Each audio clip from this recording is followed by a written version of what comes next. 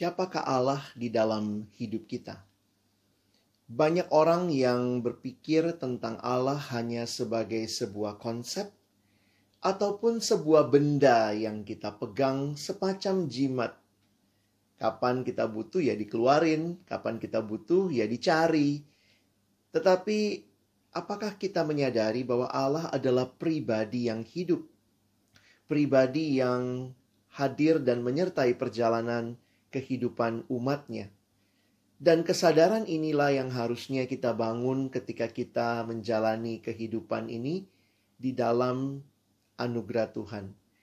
Waktu kita sama-sama memikirkan tentang Allah, kita bisa mengalami relasi dengan Dia. Karena Dia pribadi yang juga sudah menciptakan kita dan yang rindu berelasi dengan kita. Dan inilah yang seharusnya menjadi pengenalan setiap orang percaya di dalam perjalanan kehidupan mereka. Dan bukan hanya percaya, tetapi juga apa yang kita yakini tentang Allah, itulah yang kita boleh nikmati di dalam perjalanan kehidupan kita.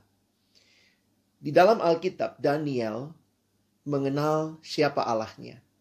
Daniel mengalami berbagai pergumulan di tengah-tengah kehidupannya, walaupun dia ada di bangsa yang jauh dari tempat kelahirannya, dia ada di Babel pada waktu itu. Tetapi ada satu hal yang menarik, kesadaran Daniel bahwa Allah hadir di tengah-tengah kehidupan dia, walaupun dia di Babel.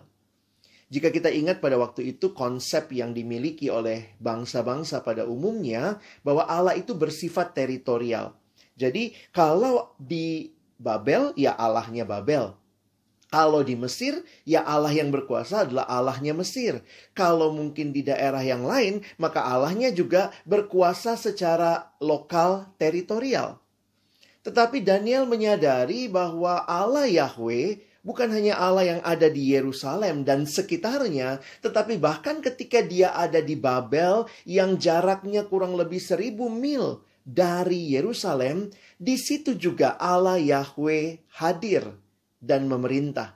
Dia bukan Allah lokal, tetapi dia Allah yang menguasai seluruh bumi. Sehingga kesadaran itu yang kita bisa lihat di tengah-tengah pergumulan dan juga pelayanan kehidupan Daniel.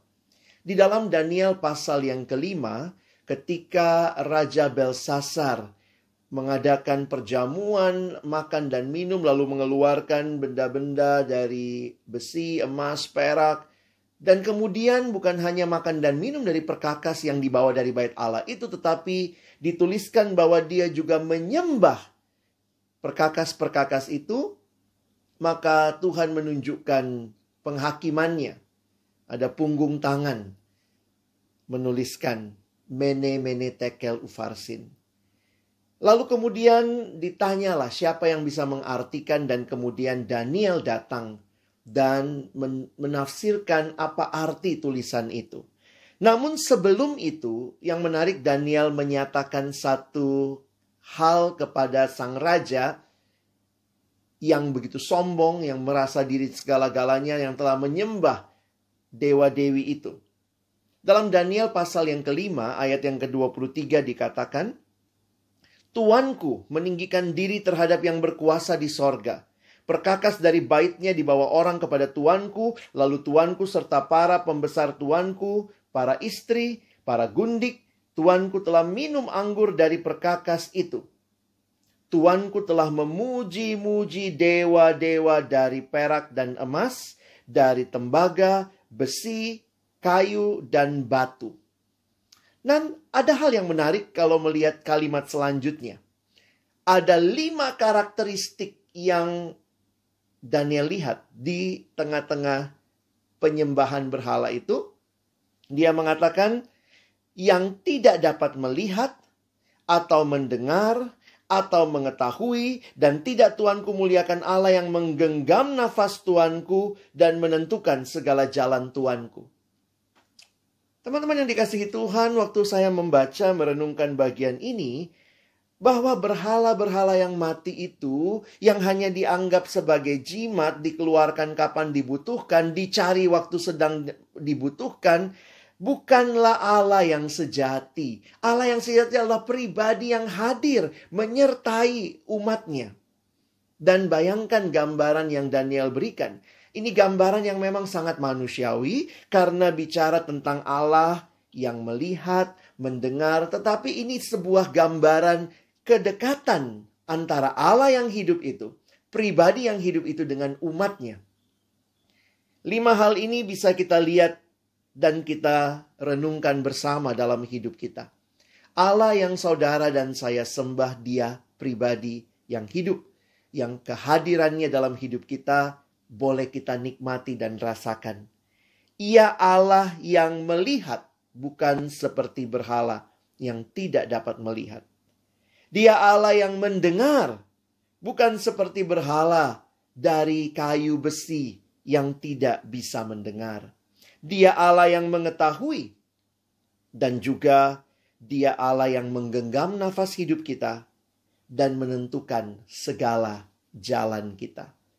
Menghayati setiap detail ini bagi saya memberikan satu keyakinan dan keteguhan bahwa di tengah-tengah pergumulan dan perjalanan hidup kita, yang menyertai kita adalah Allah yang hidup, yang melihat, mendengar, mengetahui, menggenggam nafas hidup dan menentukan jalan-jalan hidup kita. Dan inilah yang memberikan keyakinan, saya yakin, bagi Daniel. Sehingga di tengah-tengah Babel, jauh dari tanah kelahirannya, dia tetap menyerahkan diri kepada Allah. Dia tetap hidup berintegritas. Karena Allahnya adalah Allah yang melihat bahkan waktu dia ada di Babel. Dan dia berdoa karena dia tahu Allahnya adalah Allah yang mendengar. Dan Allah yang mengetahui. Atau istilah yang lain sebenarnya bisa dihayati, Allah yang peduli. Nah, kita seringkali menyanyikan pujian, Allah mengerti, Allah peduli. Kadang-kadang kita rasa, aduh Tuhan, saya alami pergumulan ini. Tuhan kayaknya nggak peduli. No, Allah kita adalah Allah yang peduli. Dan Dia akan menjawab sesuai dengan waktu dan kehendaknya.